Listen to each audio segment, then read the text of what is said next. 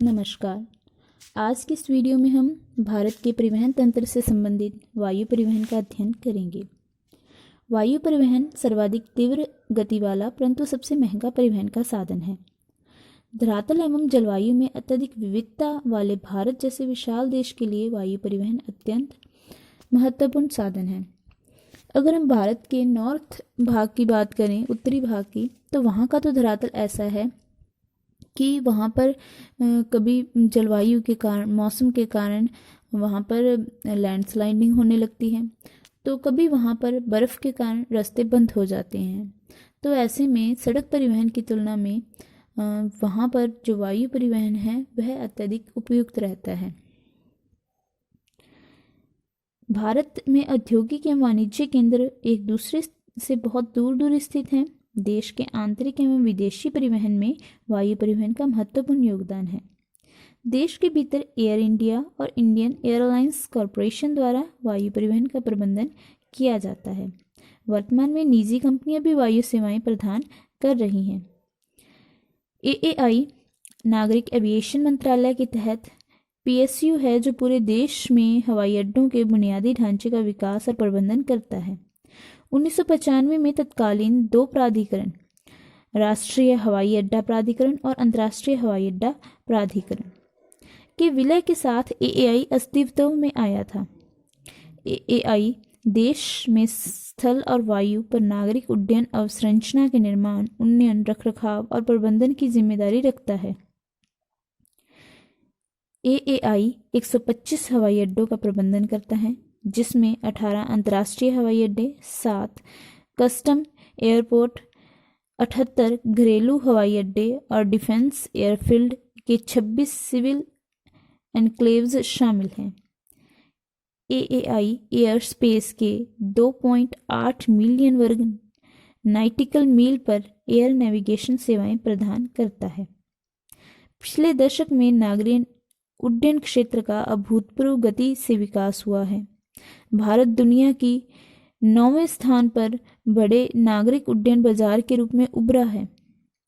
वित्त वर्ष 2011 में कुल यात्री यातायात 220.12 मिलियन था, जो वित्त वर्ष 2015 में 19.1 मिलियन हो गया।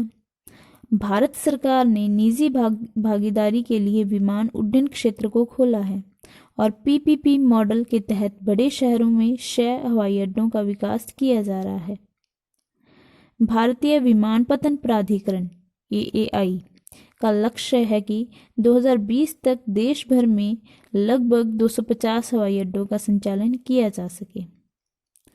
भारत में विमान सेवाएं जो हैं उन्हें अपने विभिन्न वर्गों में विभक्त कर सकते हैं, जैसे कि घरेलू विमान सेवा। एयर इंडिया तथा spice jet Airways, go India, Indigo आदि निजी कंपनियां देश के भीतर वायु सेवाएं उपलब्ध करवाती हैं, जो कि घरेलू विमान सेवा के अंदर आती हैं।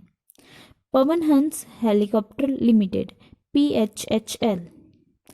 पवन हंस लिमिटेड 1985 में गठित एक सरकारी निकाय है।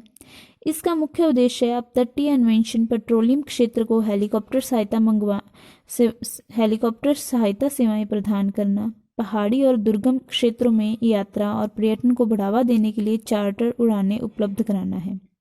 42 हेलीकॉप्टरों के बेड़े के साथ PHHL एशिया के सबसे बड़े हेलीकॉप्टर ऑपरेटरों में से एक के रूप में उभरा है। नेक्स्ट, अंतर्राष्ट्रीय विमान सेवा। वर्तमान में औद्योगिक विकास में विदेशों की भूमिका में वृद्धि के साथ अंतर्राष्ट्रीय विमान सेवा के योगदान में भी वृद्धि हुई है। एयर इंडिया अंतर्राष्ट्रीय विमान सेवाएं प्रदान करती है। जेट एयरवेज एवं सहारा एयरलाइंस भी अंतर्राष्ट्रीय विमान सेवाएं प्रदान करती है। तो यह था भारत में वायु परिवहन। इसी के साथ ही मुक्त आकाश नीति तथा उड़ान योजनाओं इत्यादि के बारे में भी जानकारी आवश्यक है। मुक्त आकाश नीति। भारतीय सरकार द्वारा अप्रैल 1992 में मुक्त आकाश नीति लागू की गई।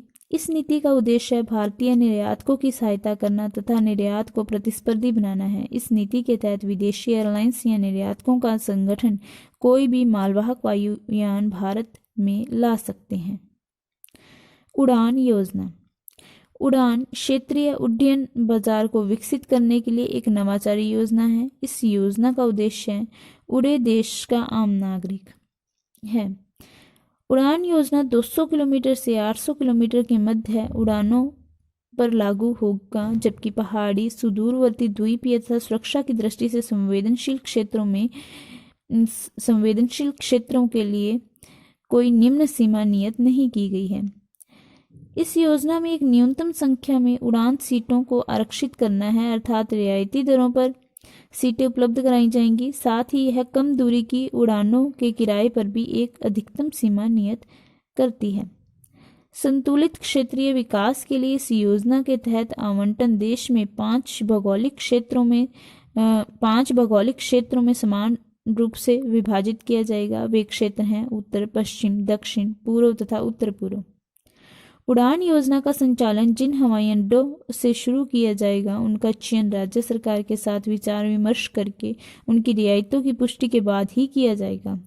उड़ान योजना में वर्तमान सुविधाहीन तथा अत्यंत कम सुविधा प्राप्त हवाई अड्डों और हवाई पट्टियों का पुनर्द्वार कर कनेक्टिविटी प्रदान करने की परिकल्पना की गई है। यह योजना 10 वर्षों की अवधि में लागू रहेगी।